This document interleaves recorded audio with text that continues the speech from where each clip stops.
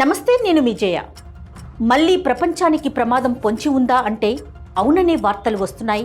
చైనాలో ఇటీవల వ్యాపిస్తున్న మరో వైరస్ కారణంగా.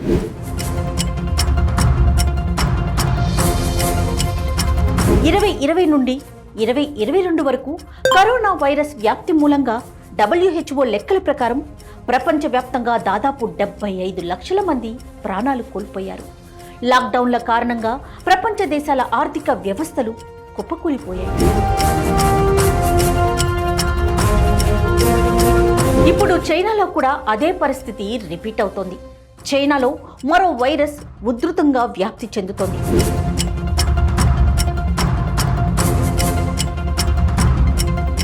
నిజానికి ఈ వైరస్ 20 సంవత్సరాల ముందే కనుక్కున్నారు. ఈ వైరస్ పేరు HMPV అంటే హ్యూమన్ మెటా న్యూమో వైరస్. ఇది శ్వాసకోశ సమస్యలను కలిగించే వైరస్. ఊపిరితిత్తులతో పాటు శ్వాసతో ముడిపడిన అవయవాలను ఇది బాధిస్తుంది. కోవిడ్ మహమ్మారి అనంతరం చైనాలో ఈ HMP వైరస్ అతి వేగంగా వ్యాపిస్తున్నట్లుగా రిపోర్ట్లు చెబుతున్నాయి. సోషల్ మీడియా సమాచారం ప్రకారం ఈ వైరస్తో పాటు ఇన్ఫ్లుయెంజా వంటి ఇతర వైరస్లు కూడా తీవ్రతరం అవుతున్నాయి. చైనా వ్యాప్తంగా అత్యవసర పరిస్థితిని ప్రకటించినట్లుగా తెలుస్తోంది. ఈ HMPV వైరస్ వ్యాప్తి చైనాలో ప్రమాదకర స్థాయికి చేరుకుంటోంది. ఇక ఈ వైరస్ సోకి హాస్పిటల్స్కి చేరుతున్న వారి సంఖ్య రోజురోజుకి పెరుగుతోంది. ఈ విషయం తెలుసుకున్న పలు దేశాల ప్రభుత్వాలు, ప్రజలు కూడా అప్రమత్తమవుతున్నారు. HMPV వైరస్ సోకిన వారిలో జలుబు వంటి సాధారణ లక్షణాలతో ప్రారంభమవుతుంది. కానీ చిన్నపిల్లలు, వృద్ధులు మరియు రోగ నిరోధక శక్తి తగ్గిన వారికి ఇది ప్రాణాంతకంగా మారే అవకాశం ఉంది.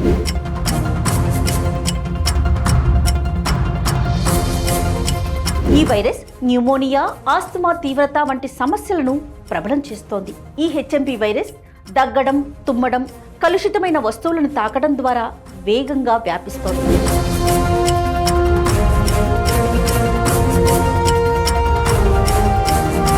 ఫోన్లు, తలుపుల హ్యాండిల్స్ వంటి వస్తువుల ద్వారా కూడా ఈ వైరస్ సంక్రమిస్తుంది. ఈ HMP వైరస్ చైనాలో మాత్రమే కాకుండా సరిహద్దు దేశమైన భారత్లో కూడా వ్యాప్తి చెందే ప్రమాదం లేకపోలేదు. వైరస్ వ్యాప్తిని నివారించడానికి ప్రజలు తక్షణం ఈ జాగ్రత్తలు తీసుకోవాలి. చేతులు తరచుగా శుభ్రం చేసుకోవడం, తుమ్మడం లేదా దగ్గడం సమయంలో నోటికి అడ్డుగా హ్యాండ్ కర్చీఫ్ వాడటం, జనం రద్దీగా ఉన్న ప్రదేశాల్లో మాస్క్ వేసుకోవడం,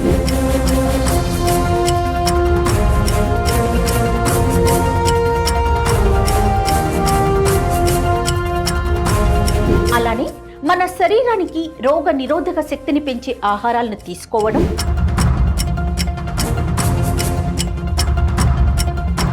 ఒకవేళ ఎవరికైనా ఈ వ్యాధి లక్షణాలు కనిపిస్తే వైద్యులు HMPV oxygen therapy, IV fluids మరియు కార్టికోస్టెరాయిడ్స్ చికిత్సలో భాగంగా వాడుతున్నారు. ఇక ముఖ్యంగా ఈ వైరస్ శీతాకాలం వ్యాప్తి చెందుతుంది. ప్రజలంతా కూడా అప్రమత్తంగా ఉండి తగిన జాగ్రత్తల్ని పాటించాలి. ఈ వైరస్ మన దేశంలోకి రాకుండా ప్రభుత్వాలు కూడా అప్రమత్తంగా ఉండాలని కోరుకుందాం. నమస్తే.